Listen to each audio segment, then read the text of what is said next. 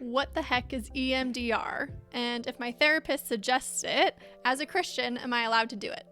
I'm Laura Nicola. I'm your faithful therapist. Thank you for being here on this subject matter of EMDR and the Christian faith. So the short answer is yes. You are allowed to practice EMDR with a trained counselor. EMDR is very involved. It requires a lot of specific training, a lot of practice, a lot of consultation hours, and it's very thorough for a very good reason. So make sure that you are working with a clinician, a therapist that is fully trained in this before just diving in. And it's not something that can be administered by yourself, unfortunately. So the short answer is yes, you can use it. So I'm not going to have time to get into the whole theory because that would take me probably at least an hour to be thorough and effective in the explanation of it since it is so involved. But I'm going to try to give a couple little, highlights of the theory and also make a point to say that, yes, we can use it as Christians. No, it is not contrary to our faith. So let's talk about EMDR. What the heck is it? Well, it's a trauma theory. So when we have traumatic experiences, we have to be able to process them and work through them and heal them. The best and most efficient way to do this is by the use of our full brain. So it requires a lot of brain capacity, brain work, but also being able to pay attention to our body and our emotions and our thoughts and kind of all of it at the same time. But it mostly engages our full brain, which normal talk therapy, just kind of talking about your trauma can't necessarily do. That's what makes it really unique and really effective. This is all very research-based too, which, is just great to have the evidence backing up the fact that this works. So like I said, it engages the whole part of the brain. So first and foremost, it involves the neocortex, which is the part of our brain that is responsible for logic and thinking. So it engages that part. It also engages our limbic system, which is responsible for our emotions. It also engages our brainstem back here, which is also known as the reptilian brain, which can target kind of the unconscious, implicit components, the automatic components of our brain, things like the fight, flight, or freeze response. So it targets all of these aspects of our brain at the same time.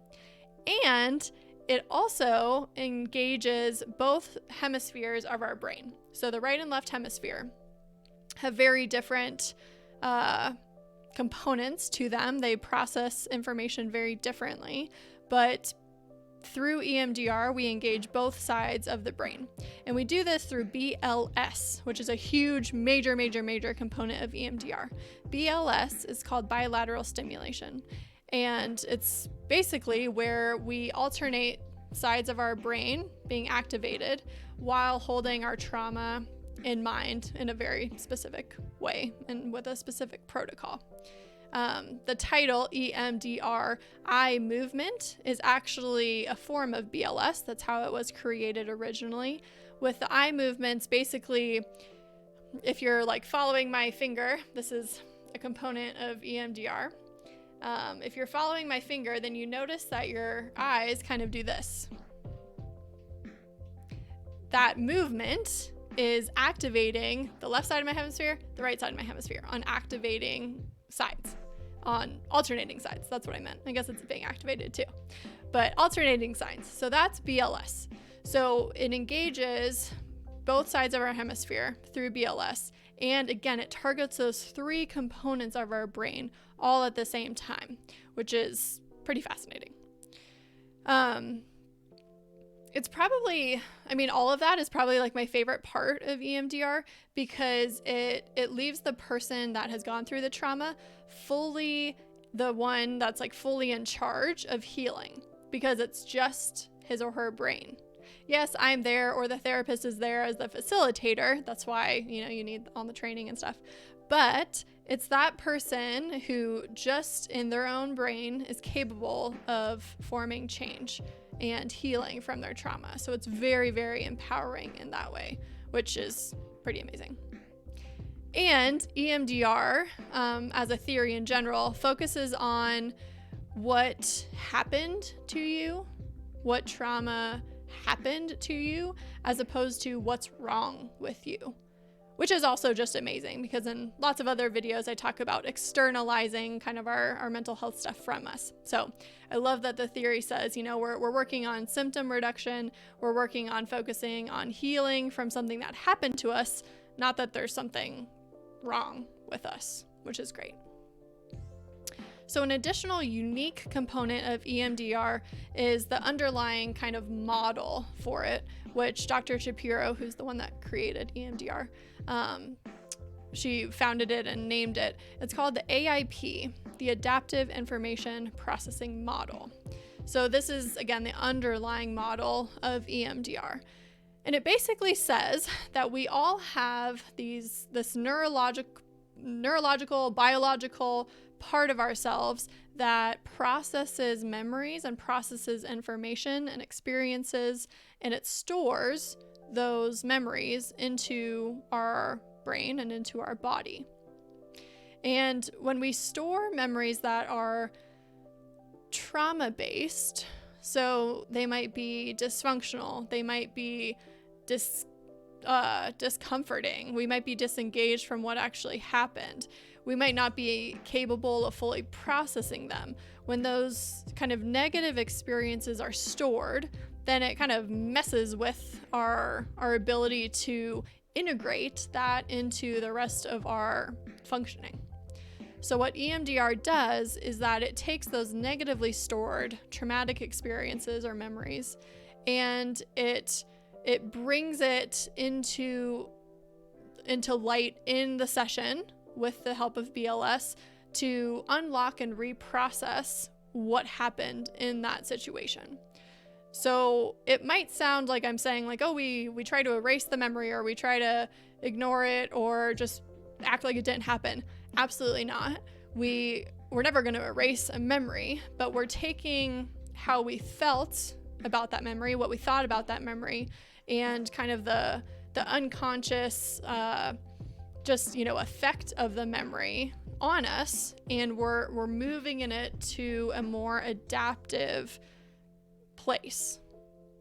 So we just target those past traumas, and it allows us to reprocess them with the help of BLS, and it helps us then not feel in the present moment like we're reliving or re-experiencing our trauma here and now when it's something that happened in the past. So I know that's a lot to take in. Like I said, it's pretty involved. So let's review really quickly. The brain is doing the work. You don't need to rehash or retell the whole complete story of the trauma in EMDR. We're not erasing any memories. We are only unlocking past traumatic experiences that are stored in our bodies and stored in our brain. We're reprocessing them so that, again, here and now, in the present moment, I can think about that past trauma and be like, oh, yes, that happened, because, again, I'm not erasing it. But I don't have a visceral negative reaction to it here and now because I've reprocessed it. Or maybe I don't have the symptoms of perhaps PTSD because I've unlocked some of those components, and so I don't have to be as attached to them or attacked by them here and now in the present. So where does the whole Christian thing come in exactly? Well, I guess I would say, I would ask, is anything that I described sound contrary to our beliefs as Christians? I don't think so. I mean, if anything, I think the research on the brain and, our ability to heal from trauma is just absolutely mind-blowing. And, we can only chalk that up to, God and creating us to be so functional and so adaptive and so worthy of healing. And so, I mean, I think that shows right there, that we're just using our brains that God gave us to heal from, past traumas. Another kind of big component of EMDR that I kind of mentioned is that we're just working on full integration of our personhood. So instead of having a trauma from the past and being attacked, being guided by that, not being capable of moving past it, EMDR takes that trauma and it forms a healing, it forms an adaptive ability to think about it, and it allows for full integration. So yes, the trauma happened, and like I said, it's part of my narrative. I'm not going to get rid of it, but it doesn't have to dictate how I live my life. I don't have to be victim to the symptoms of something like PTSD, for example. So it allows us just to be fully integrated, which I also don't think is contrary to our teachings. One last little analogy is that I was kind of thinking about this when thinking about EMDR and faith. Like the Ignatian imaginative prayer concept, right? Where you maybe take a story from scripture and you kind of visualize and imagine yourself in that story, and then you kind of like play it out, right? One of my favorite examples that I think is pretty common is when the disciples were in the boat and there was a storm and Jesus was sleeping and they were trying to wake him up because they thought they were going to die, and it was just chaotic. And I mean, that was probably, traumatizing. If they could have gotten EMDR, maybe they would have. But in imaginative prayer, you kind of put yourself into that scene and then you play it out. So you kind of, imagine yourself maybe in the boat as one of the disciples, being super scared, super anxious, super fearful. And maybe those are symptoms that you're experiencing here and now. But you imagine yourself in that boat, and then you imagine what happens as soon as Jesus wakes up, as soon as he calms the sea, as soon as he's kind of talking to everybody about like, whoa, guys, calm down, what's going on? And what happens in that is, like, in the present moment, there might be some peace. There might be some kind of confirmation or a good reminder maybe of how I cope with my anxiety. Oh, that's right. I need to give it over to God. I need to do what's in my control, which is wake him up. I might need to bring myself back to the sacraments, whatever the case may be. But I think it's a little bit helpful of an analogy. It might be a little bit of a stretch, but that's what's happening in EMDR. I'm putting myself into this place where, given all of the facilitation of the BLS and the networking processing and the paying attention to the thoughts and feelings and body sensations, what I'm doing is I'm trying to unlock it in my brain, and I'm moving forward from it with a different perspective. And so I might not feel as traumatized after doing an Ignatian prayer, and God willing, after doing an EMDR session. So I don't know if that's helpful or not. I thought about that. I was thinking about this video of how to explain it from a faith perspective, and that was the best that I could come up with. So EMDR is very involved. I think I've said that like 5 times because it's true. It's really in depth. It's absolutely fascinating. So, look it up and do some more research, ask your therapist about it. But, at the end of the day, I think, from my opinion, you can be, assured that has nothing to do with being contrary to the church, and it's completely appropriate. And you can definitely integrate faith into the EMDR sessions, which I do. And there's just lots of healing that can come from it. So leave me your thoughts, leave me questions. I'll try to answer them as best I can.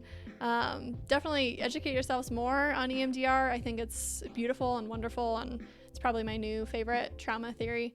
But yeah, leave me comments with what you think. Be sure to subscribe if you haven't for my weekly videos. And also, of course, follow me on Instagram and Facebook if you haven't already. DM me for more video suggestions. And as always, many blessings.